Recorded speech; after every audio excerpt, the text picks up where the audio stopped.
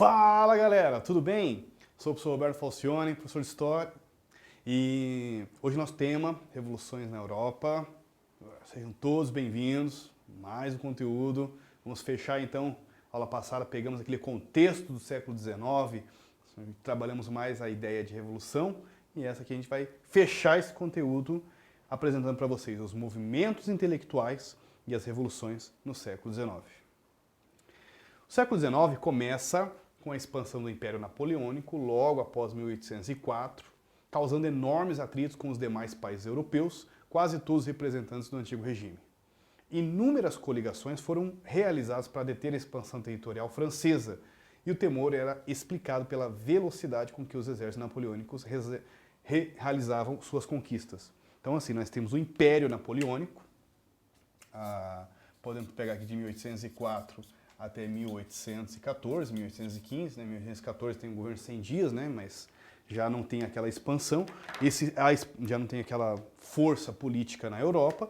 No seu governo nós podemos colocar a situação do bloqueio continental de 1808, a tentativa sua de expandir seus poderes também sobre a Europa, e duas forças que se mantêm ainda contra eles, né? A Inglaterra e, no caso, a Rússia. E todos esses países que foram diretamente interferidos, Espanha, né? Portugal, que o rei acabou vindo, inclusive, para o Brasil, como fugido, como diz o outro, né? Escoltado por navios ingleses, também vai ser um governo anexado ao Império Napoleão, o Império Napoleônico.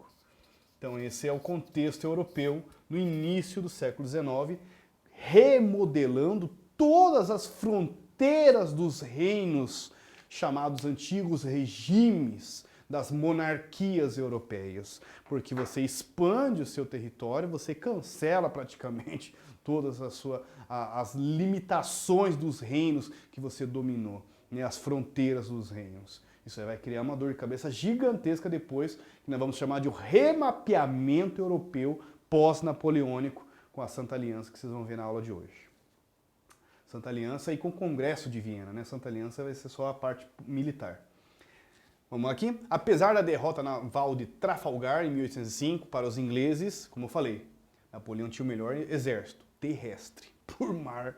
Os franceses conseguiram derrotar os austríacos, prussianos, a Alemanha, bem como realizaram o sepultamento do Sacro Império Romano Germânico, que nós podemos chamar de uma Alemanha, né, antigamente, antes da unificação em 1871, constituindo no seu lugar a Confederação do Reno. Parte do norte da Itália já havia sido conquistada em 1801, olha só quantas conquistas napoleônicas. Territórios da Bélgica, Holanda, da Espanha, outros estados germânicos, passaram a ser controlados diretamente pelo Império Napoleão, ou por parentes seus, até irmão, né, na Espanha, ou ainda passaram a ser administrados em sistemas de protetorado, ou seja, olha, eu dominei vocês, vocês vão ter que pagar tributos e impostos, esse seria um protetorado. Essa ideia de protetor, né, de estar sendo protegido, essa expansão levou à disseminação para o continente dos princípios liberais franceses. Então você expande o teu império, leva também essas ideias, e nós temos duas situações.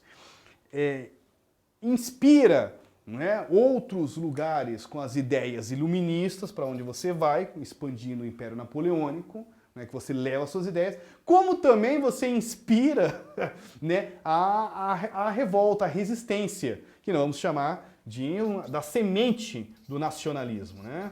Então você vai lá, você expandiu o teu império, você invadiu Portugal e Espanha. Parabéns, e agora? Você acha que os portugueses e espanhóis vão deixar de boa, como diz o outro?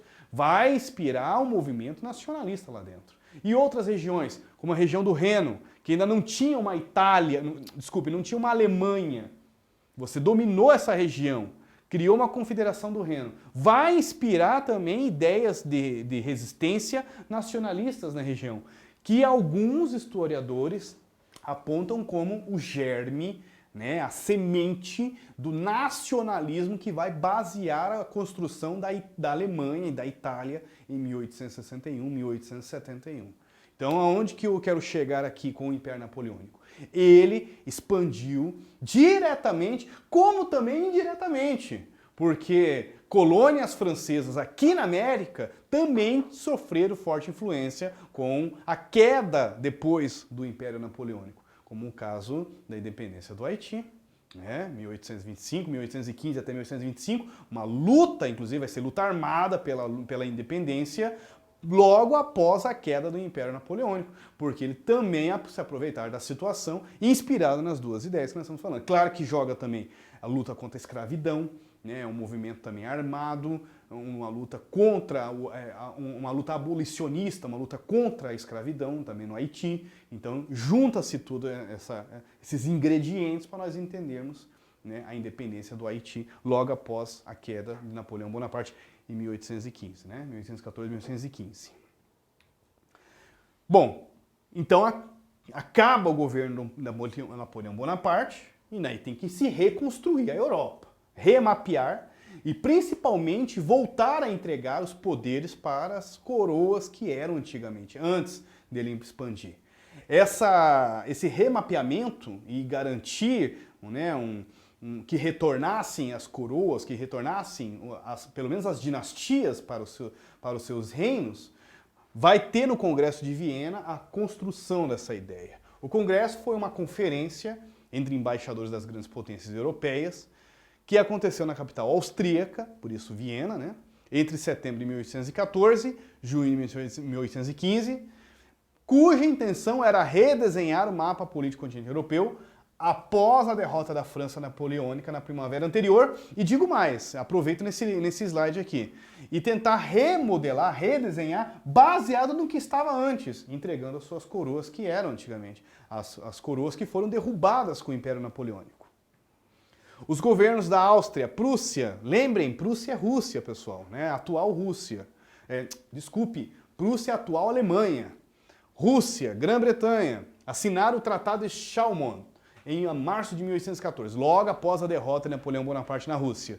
Em abril do mesmo ano, Bonaparte abdica do trono francês e parte para o exílio na ilha de Elba, na costa italiana. Posteriormente, a convite das potências vitoriosas, outros países aderiram ao tratado, como França, Suécia, Portugal e Espanha, mas que eles mais precisavam, Também tem consequências diretamente no Brasil. Estou aproveitando cada link, Porque para o Brasil, para Portugal participar, olha só, o rei fugiu, Dom João VI fugiu de Portugal em 1808, que ele estava assim, as tropas francesas na fronteira espanhola. Assim, e aí, vai assinar o bloqueio continental com a gente ou vocês querem ser invadidos?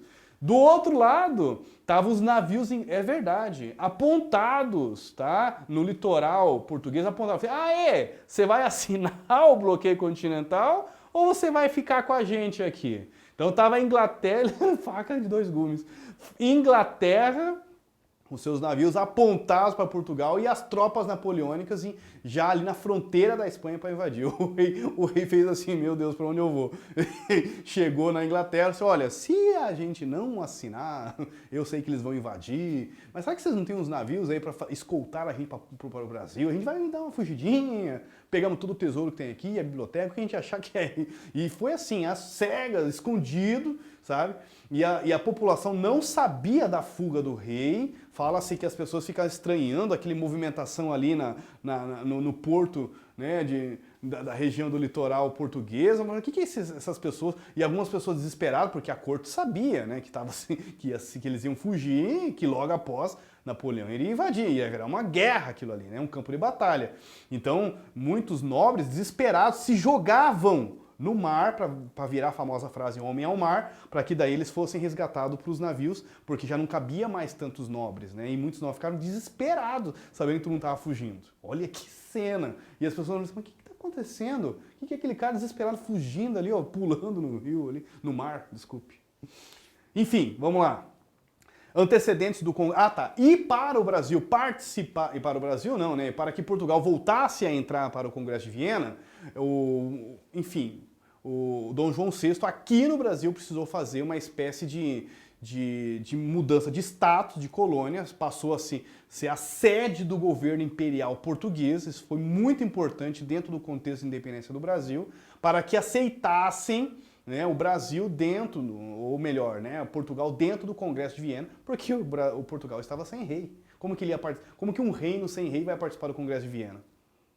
Então, para aceitarem um representante da dinastia da dinastia de Dom João VI, para eles aceitarem a entrada, né, para que ele pudesse retomar o poder da família, né, em Portugal, eles tiveram que mudar o status, né, diretamente, e o Brasil deixou de ser colônia. Isso é muito importante para o Brasil. Governos da Áustria, Prússia e Rússia, já falei, em abril do mesmo ano, Bonaparte abdica do trono, o professor já fechou essa parte com vocês aqui. Tratado de Chalmont estabeleceu que todos os governos deveriam enviar representantes para o encontro internacional que seria realizado em Viena. No entanto, neste meio termo, Bonaparte escapa da ilha de Elba e tenta derrotar seus inimigos ao travar a Batalha de Waterloo. A estratégia não deu certo e o antigo imperador abdica e é preso pelos britânicos. É criada a Santa Aliança, uma espécie de um exército internacional para que protegessem todos os reinos, para que não surgisse novamente um governo napoleônico, né?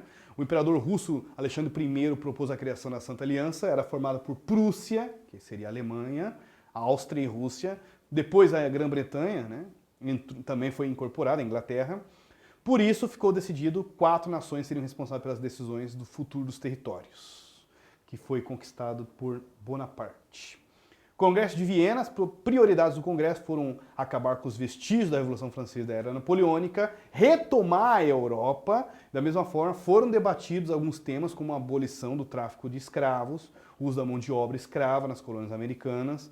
Também tem uns temas bacanas que foi discutido. A ideia era retomar a situação política europeia como era antes da Revolução Francesa, né? Redefinir e entregar as dinastias para suas famílias.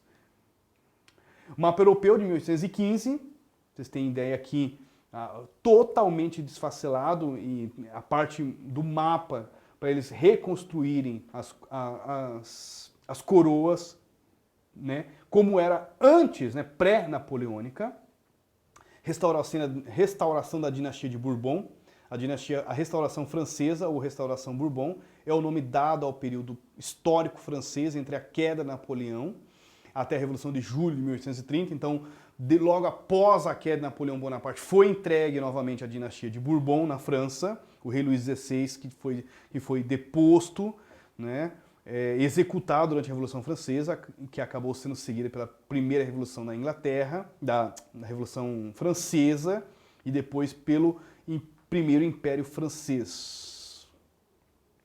A restauração durou aproximadamente 6 de abril de 1814, até as revoltas populares da Revolução de Julho de 1830, exceto por um período de 1815 conhecido como Governo dos 100 Dias, que nós comentamos ali, quando Napoleão voltou do exílio e depôs Luís XVIII com a ajuda do exército da dinastia de Bourbon, né, e da insatisfeita população francesa.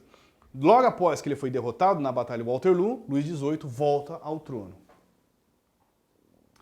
Durante a restauração, o novo regime Bourbon era uma monarquia constitucional, tal. O período foi caracterizado por reações bem conservadoras, etc., pequenas conturbações, agitações civis, etc., etc., e recuperação do poder da Igreja Católica na política francesa. Olha que interessante. Após a derrubada de Luís Filipe, foi instaurada a Segunda República na França. Nesse período, nós temos um novo governo, fim da pena de morte, estabelecimento do sufrágio universal nas eleições. Os conflitos entre as lideranças trabalhistas e burguesas, entretanto, afloravam. Surge um novo grupo, né, de ideias e novos pensamentos, que vão ser chamados de socialistas, tendo como meta a criação de uma república social, com novas reivindicações, direitos de trabalho, enfim, todas umas ideias socialistas.